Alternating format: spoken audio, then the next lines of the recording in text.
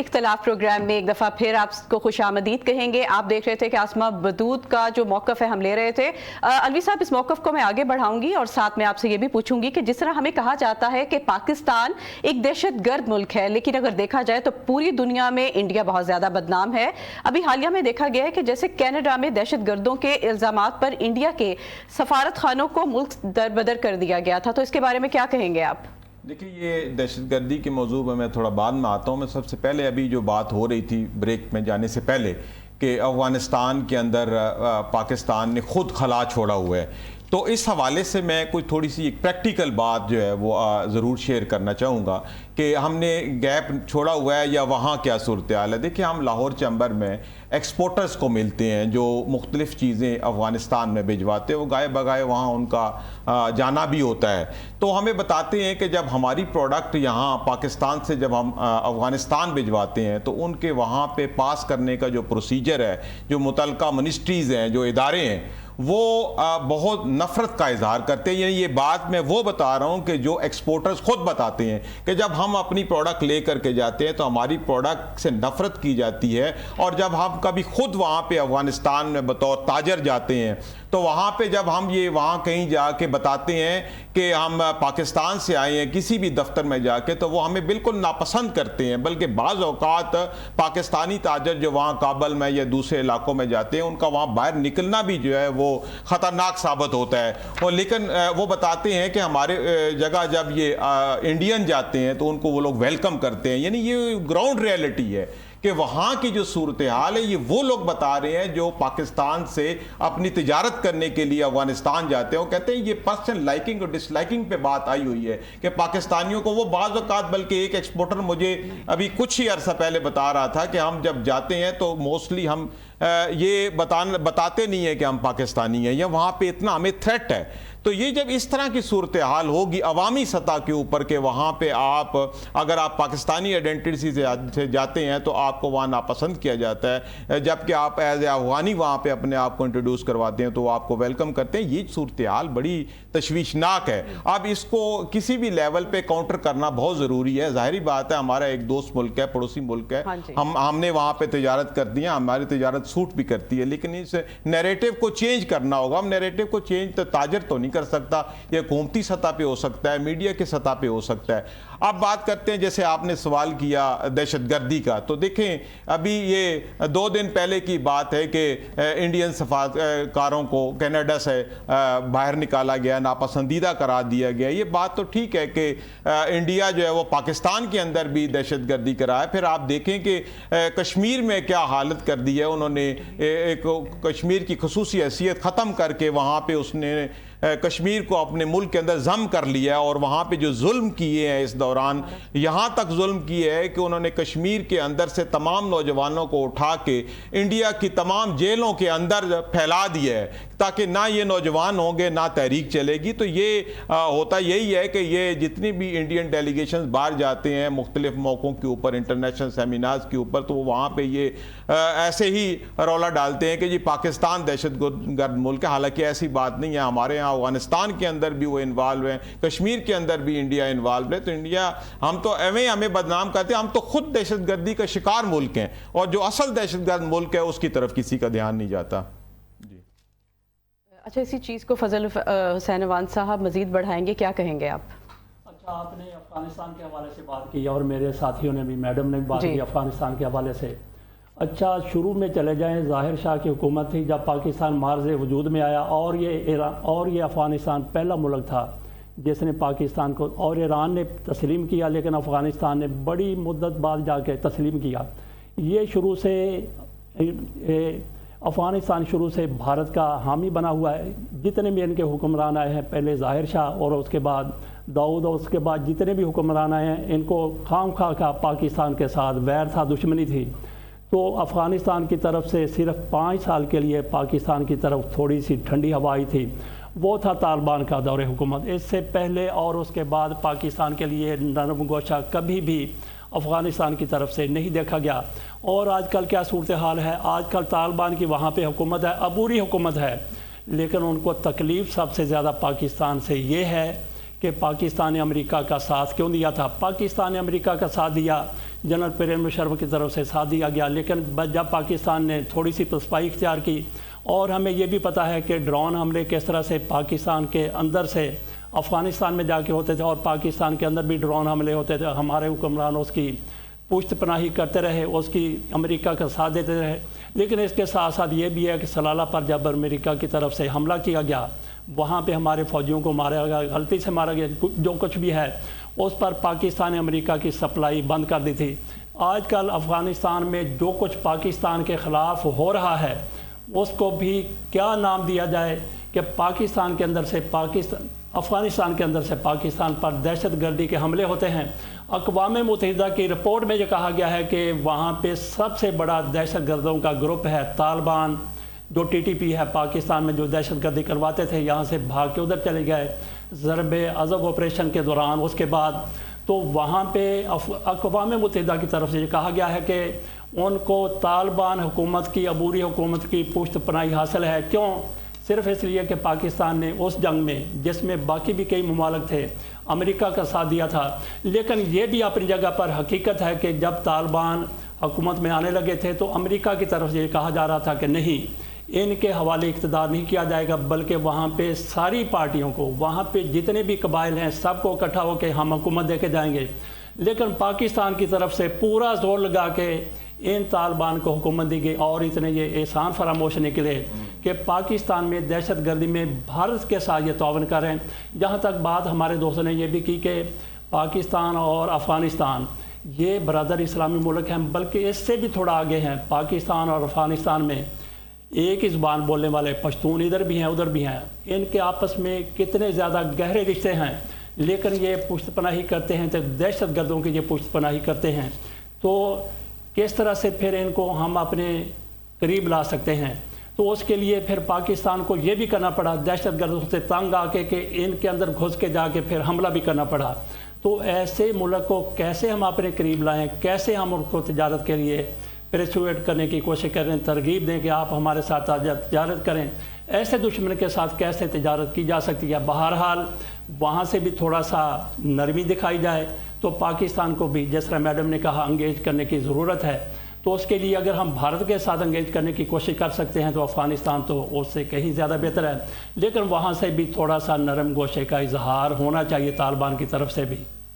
अच्छा आसमा, मुझे ये बताइएगा, जैसे हम सोशल मीडिया में देख रहे हैं कि अफगानिस्तान के बारे में बात की जाए तो कहा जाता है कि दूध और शहद की नहरें बह रही हैं। तो जो कल का वाकया हमारे सामने आया है कि कल अफगान ईरान बॉर्डर 26 बाशिंदे जो हैं वो गैर कानूनी तौर पर जो है वो जाँ बहक हुए हैं बॉर्डर क्रॉस करते हुए। तो जिस तरह से अफगान की बात की जाती है तो कहते हैं कि हालात बहुत अच्छे हैं, जो कि हमें बताया जाता है, पर हालात इतने बुरे क्यों जा रहे हैं? इसके बारे में बताएं कि ये लोग गैर कानूनी तौर पर ईरान जाते क्यों हैं, क्या कहेंगे इसके बारे में आप?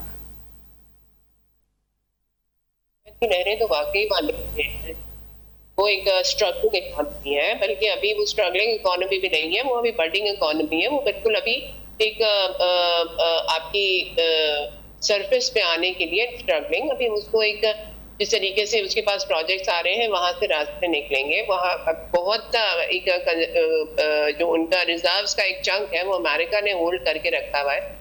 तो वहां पे हालात इतने क्या कहते हैं लूसिड नहीं है, या इतने बहुत क्या कहते हैं जबरदस्त हालात नहीं है। लेकिन जो कहने का मकसद ये है कि वो एक ऐसी इकोनॉमी है जिसमें अपॉर्चुनिटी बहुत है, वहां पे इन्वेस्टमेंट के मौके बहुत हैं, उनके बहुत से ऐसे प्रोजेक्ट फंडामेंटल आपकी लाइफ को कॉम्प्लीमेंट करते हैं। जैसे अभी रेलवे में चाइना ने एक इन्वेस्ट कर दिया, इस तरीके से एजुकेशन में इंडिया उन्हें टैप इन कर रहा है। इंडिया वहां से हायर एजुकेशन के लिए लोग अपने पास बुलाता है और वहाँ पे फिर उनकी यूनिवर्सिटी में अफगान स्टूडेंट्स पढ़ रहे हैं। इस तरीके से और बहुत सी ऐसी अपॉर्चुनिटीज है जिनको एक्सप्लोर किया जा सकता है।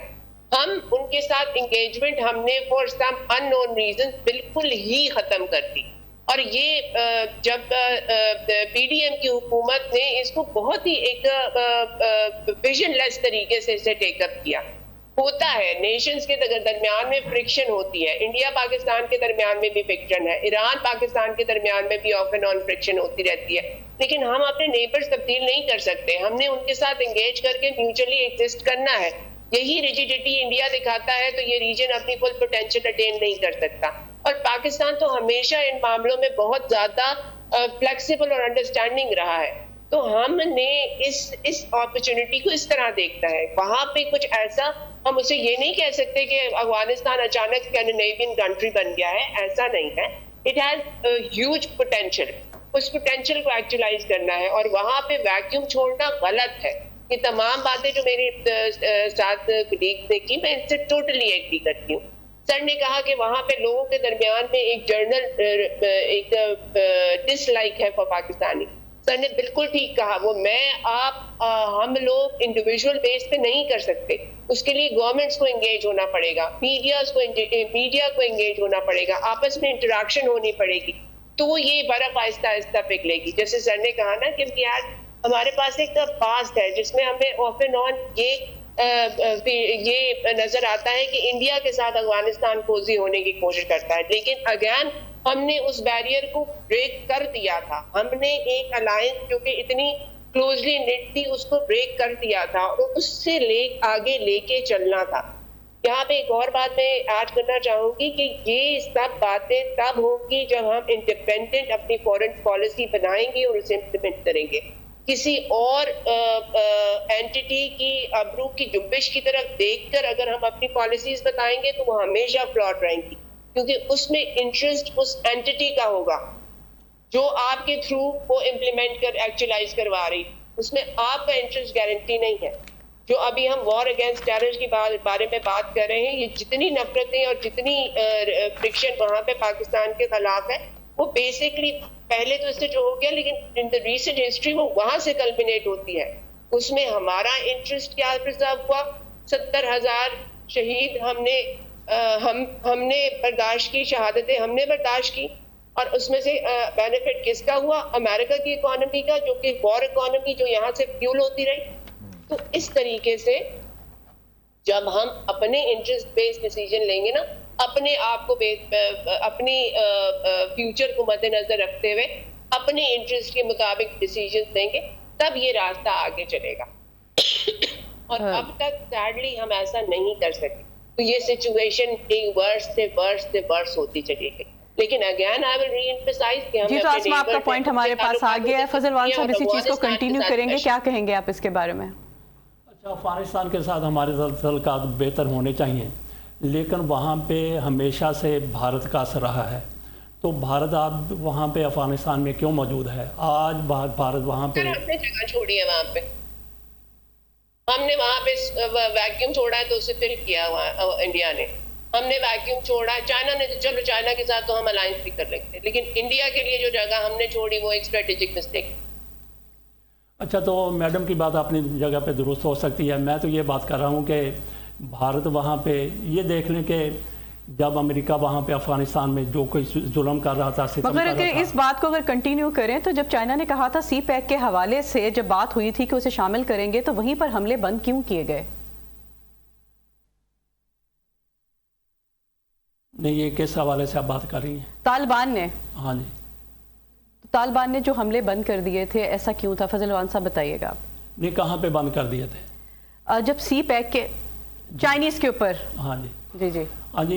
अच्छा, तो यहाँ पे चाइना और पाकिस्तान के तल्लुकात ख़राब करने में तालिबान का इतना ज़्यादा हाथ नहीं है। तालिबान इस्तेमाल होते हैं ये वाले TTP वाले भारत के हाथों में। ये सारा कुछ भारत, इनके पास, इनके पीछे ये तालिबान TTP के पीछे भारत है। और इसके साथ साथ जो कुछ बलोच अलहदगी पसंद कर रहे हैं, BLA वाले हैं, जो दूसरे तीसरे जितने भी हैं, इसके अलावा तीसरे वहाँ पे दहशत गर्दी होती है, मजहबी दहशत गर्दी, इंतहा पसंदी। तो तीनों ये जो सेक्ट हैं, तीनों ये जो तबके हैं, तीनों ये जो हलके हैं, तीनों इनकी सबकी भारत की तरफ से इनकी पुष्टपनाही की जाती है। भारत इन सब के पीछे है। तो अफ़गानिस्तान के अंदर भी जिस तरह से भारत को अब ये मौका दिया गया है और अमेरिका ने अफ़गानिस्तान को तबाह करके रख दिया, उस मौके पर भारत अमेरिका के साथ मिला हुआ था, बिल्कुल भारत के साथ था। तो अब अमेरिका ने उसको वहाँ पे ये मौका दे दिया है कि आप इसको रिहेबिलिएट करें, वहाँ पे तामीर करें। तो इस बहाने से भारत वहाँ पे चला गया। लेकिन अफ़गानिस्तान के साथ, तालिबान के साथ, वहाँ पे जो बुरी हुकूमत जिनकी है, उनके साथ जो कुछ अमेरिका ने कर दिया था, क्या ये भूलने वाला है? लेकिन इसके बावजूद भी अमेरिका की तरफ से भारत को वहाँ पे तामीराती कामों के लिए ठेके दिए गए हैं या दिलाने में किरदार अदा किया गया है। उनकी अफ़गान हुकूमत की तरफ से, तालिबान की हुकूमत की तरफ से बहुत ज़्यादा पजीराई की जाती है। तो बाकी जहाँ तक आपने बात की कि जब CPEC शुरू हुआ था तो तालिबान की तरफ से हमले बंद हो गए थे। हमारे जो TTP वाले हैं इनकी तरफ से हमले कभी बंद नहीं हुए। तो बाकी तालिबान वो वहाँ पे जो हुकूमत है, हमारे उनके साथ बेशक इख्तलाफात हैं और आज तो बहुत ज़्यादा हो गए हैं, लेकिन वो पाकिस्तान के हवाले से कुछ अरसे तक उनके यहाँ कोई ऐसी मुखालफत नहीं थी, कोई ऐसा अनाद नहीं था। लेकिन जैसे ही वो इक़्तिदार में आ गए उसके बाद भारत के फिर वो चुंगल में फंस गए। तो भारत जिस तरह से मैंने कहा कि पाकिस्तान में 3 सेक्ट जो हैं पाकिस्तान में दहशतगर्दी कर रहे हैं, एक तो TTP वाले हैं, मजहबी दहशतगर्द हैं, और इसके साथ साथ BLA वाले हैं, और उनके साथ फिर ये चौथा ग्रोह बन गया हमारा ये तालिबान और बरूई हुकूमत वाले जो अफ़गानिस्तान में आजकल इक़्तिदार में हैं। अच्छा अली साहब, मज़ीद बात करेंगे अफ़गानिस्तान के हवाले से कि अफ़गानिस्तान CSO में जो हमारी ये तंजीम का इजलास हुआ था इसमें शामिल क्यों नहीं था और इसमें इसने क्यों शिरकत नहीं की, इसके बारे में क्या कहेंगे आप? SCO में अफ़गानिस्तान बतौर मुबस्सर ज़रूर शामिल है, लेकिन आपको पता है कि इस वक्त अफ़गानिस्तान के अंदर एक अबूरी हुकूमत चली हुई है और उस अबूरी हुकूमत को अभी बहुत से ममालिक ने तो तस्लीम ही नहीं किया, और इसी अबूरी हुकूमत की वजह से वहाँ जो SCO में उनका बतौर मुबस्सर एक रुकनीत है वो मुअत्तल है, और उस मुअत्तल रुकनीत की वजह से अफ़गानिस्तान इस SCO सरबराही कॉन्फ्रेंस के अंदर जो है वो शरीक नहीं हो सका। तो इसमें फिर अफ़गानों को उनको सोचना चाहिए कि हमारी रुकनीत ये मुअत्तल क्यों है। हम थोड़ा सा पीछे चले जाएं तो पाकिस्तान पहला मुल्क था जब मुल्ला उमर की वहाँ पे हुकूमत आई, पाकिस्तान ने अफ़गानिस्तान को सबसे पहले तस्लीम किया था, और फिर पाकिस्तान को देख के सऊदी अरब दीगर ममालिक की तरफ से भी उनको तस्लीम किया गया। लेकिन आज क्या सूरत हाल है कि आज कोई भी मुल्क उनको तस्लीम करने के लिए तैयार नहीं है। उसकी वजह सिर्फ ये है कि पाकिस्तान ने उनको तस्लीम नहीं किया। तालिबान को क्यों नहीं किया? क्योंकि वो भारत के चरणों में जाके बैठ गया और पाकिस्तान को डिस्टेबलाइज करने में तालिबान हुकूमत किसी भी हद तक आगे जा चुकी है। जी, तो इस पर अभी और भी बात करेंगे। आसमा, क्या कहेंगी आप, इस चीज़ को कंटिन्यू करना चाहेंगे? देखिए जी, जो तालिबान है ना, उनको बड़ी गोल्डन अपॉर्चुनिटी मिली है from transitioning from road side Malaysia to political entity. अब उनके पास एक ऐसा अपॉर्चुनिटी है जहां पे वो अब एक अगर अपनी थोड़ी सी अप्रोच को थोड़ा सा जिसको आप कहें ना कि कंटेम्पराइज कर लें, थोड़ा सा उसको मॉडर्नाइज कर लें। मैं ये नहीं कह रही कि वो अपनी कोर से डेविएट करें, कोर तो उनकी वो रिलीजियस ओरिएंटेशन है और उसी के अराउंड उनकी गवर्नेंस का हिस्सा एक तरीका चलता है। मैं कभी भी इस बात को एडवोकेट नहीं करती कि हम एक जर्नलाइज नॉर्मल किसी भी सोसाइटी पे इम्पोज कर सकें, लेकिन उसको थोड़ा कंटेम्पराइज अगर वो कर लें, थोड़ा वो दुनिया के साथ अलाइन होकर चलने के लिए अगर थोड़ा सा अपने आप को फ्लेक्सिबल करें, तो ये एक बहुत गोल्डन अपॉर्चुनिटी है तालिबान के पास कि वो खुद को एक पॉलिटिकल कंटेम्पररी एंटिटी के तौर पे रिकॉग्नाइज करवा ले पूरी दुनिया में। देखिए, रेजिस्टेंस तो इनिशियली आपको आता है, लेकिन आपको अपने कंडक्ट से लोगों को कन्विंस करना पड़ता है। तो ये एक उनके पास एक गोल्डन अपॉर्चुनिटी है कि अगर वो खुद को थोड़ा सा इस तरफ लेके आए तो दुनिया भी उन्हें एम्ब्रेस करेगी। अफगानिस्तान पिछले 25 सालों से आग में जल रहा है। आग में जलने के बाद कंट्री निकली है और अब वो अपनी एक इर्तिकाई इकोनॉमिकली डेवलप होने के मराहिल में है, और अभी भी वो मराहिल तक पहुंची नहीं है। इट्स लाइक बिफोर दैट, अभी तो वो एक बडिंग इकोनॉमी भी नहीं है। तो वहां पे अभी बहुत सी चीजों पे बहुत काम होना जरूरी है, और ये एक बहुत रैशनल अप्रोच होगी तालिबान की कि वो इस अपॉर्चुनिटी को एक्चुअलाइज करें और अपने मुल्क को आगे लेके चले। और यह अभी जिस एक सिचुएशन में वो लोग स्टक हैं या स्टक नहीं भी हैं, जिस सिचुएशन से वो लोग निकले हैं, यहाँ से आगे उनके लिए कुछ बेहतरी का सबब बने या बेहतरी के रास्ते। इसी तरीके से हमें भी अपने आप को थोड़ा सा फ्लेक्सिबल करके उनसे इंगेज करना चाहिए कि जितने भी मामलात हमारे हैं ना, ये इंगेजमेंट से, डिप्लोमेटिक रिलेशन से, आपकी डिस्कशन से, डिबेट से जुड़ेंगे। फिर ये एक दूसरे को शट ऑफ करके, एक दूसरे को दरवाजे के पीछे बंद करके इससे ये मामलात रिजॉल्व नहीं होंगे, इंगेजमेंट से रिजॉल्व होंगे। वहां पे जो वैक्यूम इंडिया ने फुल क्लेम किया है उसको रिक्लेम करें, وہاں پہ ہمارے برادرلی نیشن ہے، ہمارے بھائی ہیں وہاں پہ، ایک زبان بولنے والے ہیں. انڈیا کبھی بھی ہمیں وہاں پہ آؤٹ شائن نہیں کر سکتا اگر ہم ایک اچھی اسٹریٹجی کے ساتھ، اچھی ڈپلومیٹک اپروچ کے ساتھ، ایک کھلے دماغ کے ساتھ، ایک کھلے ویژن کے ساتھ، ایک وائڈر ویژن کے ساتھ ہم وہاں پہ جا کے کنیکٹ کریں تو India can never outshine us in Afghanistan. مگر ہمیں یہ سب کچھ کرنا ضروری ہو. اچھا علی صاحب مجھے یہ بتائیے گا، روس اور پاکستان میں بڑھتی ہوئی محبتیں بھارت کے لیے لمحہ فکریاں ہیں، کیونکہ رشین ریاستیں بھی پاکستان کے ساتھ کام کرنے کے لیے تیار ہیں، تو آپ کیا کہیں گے اس کے بارے میں؟ دیکھیں یہ تو ایک چوائس ہے کہ اگر رشیا آج ہمارے ساتھ کام کرنا چاہ رہا ہے، ہمارے ساتھ تجارت کرنا چاہ رہا ہے. دیکھیں یہ رشیا کے ساتھ جو ہمارے تعلقات وہ 1960 سے شروع ہوئے ہیں، تو بعد میں پھر ہم سب سے پہلے جو رشیا کے ساتھ پاکستان کا جو معاملات شروع ہوئے ہیں اس وقت تیل اور گیس کی ایکسپلور کرنے کے لیے فنی تعاون ہم نے روس سے لیا تھا. آپ جو پرانے لوگ ہیں سنتے ہوں گے کہ روسی کمپنیاں آتی تھی یہاں پہ اور یہ آئل ایکسپلور کے لیے انہوں نے شروع کیا کام. اس کے بعد پھر 1966 میں پھر آ کے ہم نے کچھ ٹینک روس سے لیے، اس کے بعد پھر ہم نے کچھ ہیلی کاپٹرز وغیرہ روس سے خریدے، جنگی ساز و سامان وغیرہ. لیکن بعد میں چونکہ سر جنگ کا دور آ گیا تو پھر ہم نے امریکہ کا ساتھ دیا، تو وہاں پہ رشیا جو ہے وہ افغانستان میں پسپا ہوا، تو ہمارے جو تعلقات وہ صدموری کا شکار ہو گئے. لیکن پھر آہستہ آہستہ جیسے جیسے وقت تبدیل ہوا اب یہ سننے میں آتا ہے بلکہ بہت زیادہ اب تجارتی معاہدے جو ہیں روس کے ساتھ ہونے جا رہے ہیں اور ہو بھی رہے ہیں. ابھی بھی چونکہ رشین یہاں پہ ڈیلیگیشن آیا تو بڑا ڈیلیگیشن آیا ہوا تھا رشیا کا، اور بہت زیادہ موضوعات پہ اس کے اوپر بات چیت ہوئی ہے بہت زیادہ حوالے سے.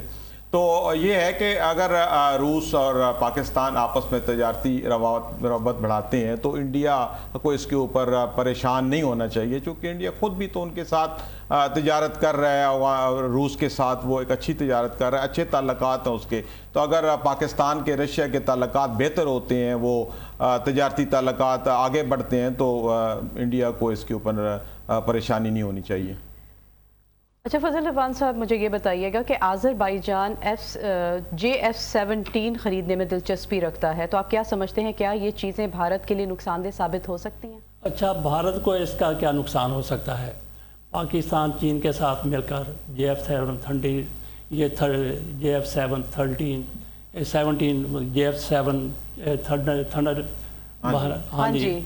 ہم پاکستان چین کے ساتھ مل کر یہ جہاز بنا رہے ہیں، تو آذربائیجان کو پاکستان یہ جہاز دے رہا ہے یا دیگر ممالک کو پاکستان یہ جہاز دے رہا ہے، تو بھارت کو میرا خیال ہے کہ اس سے کسی قسم کا کوئی تکلیف نہیں ہونی چاہیے. بھارت کہاں سے اسلحہ لیتا ہے، ہم کہاں سے اسلحہ لیتے ہیں؟ اچھا بھارت یہ ہے کہ اسرائیل وہ ہم نے دیکھا ہے کہ سب سے زیادہ جو اسرائیل اسلحہ برآمد کرتا ہے وہ بھارت کو کرتا ہے، اور بھارت کو جہاں کہیں سے بھی اسلحہ ملتا ہے بھارت خرید لیتا ہے. تو ہمارے اسلحہ اور بالکل صحیح بات ہے فضل وان صاحب، جس طرح بات کریں میں ڈسکنٹینیو کریں کہ ہماری معیشت تو اس طرح سے اور سٹرونگ ہو رہی ہے اور بھارت جو ہے اور پریشانی کا شکار ہو رہا ہے. جی تو بس بھارت کو پاکستان کی معیشت سے ہی مسئلہ ہے.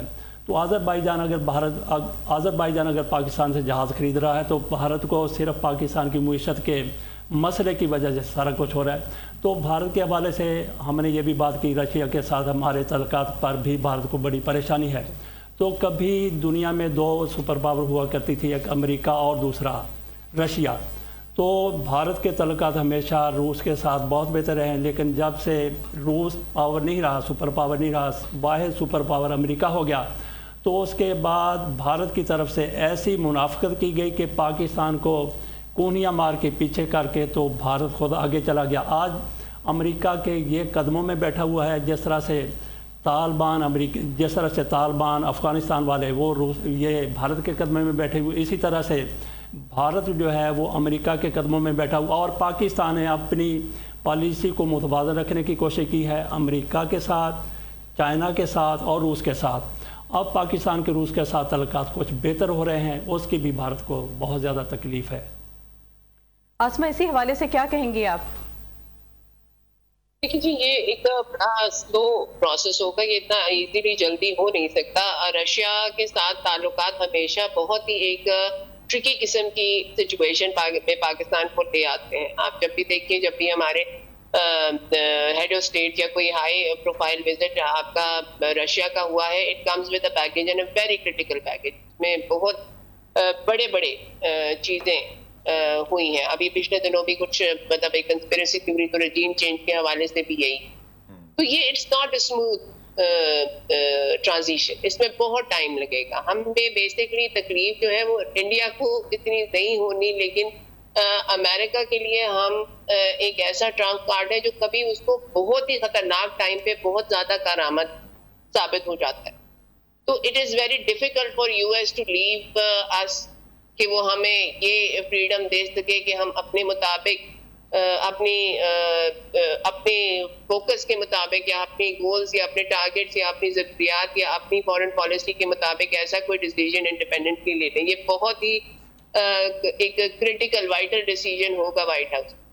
تو اس کو کیسے منور کیا جائے, کرنا چاہیے, ضرور کرنا چاہیے. It should be gradually, slowly. Asma بہت بہت شکریہ آپ کا پوائنٹ آ گیا ہے ہمارے پاس, جو ہم سننا چاہ رہے تھے آپ کا پوائنٹ ہمارے پاس آ گیا, اور ہمارا پروگرام جو ہے اس ٹائم اینڈنگ کی جانب ہے. یہاں پہ الوی صاحب اور فضل حسین اعوان صاحب دونوں کا بہت زیادہ شکریہ, اور یہاں پہ لینے لگے ہیں آپ سے اجازت. ملیں گے کل ایک نئے ایشو کے ساتھ, رکھیے گا اپنا ڈھیر سارا خیال. اللہ نگہبان.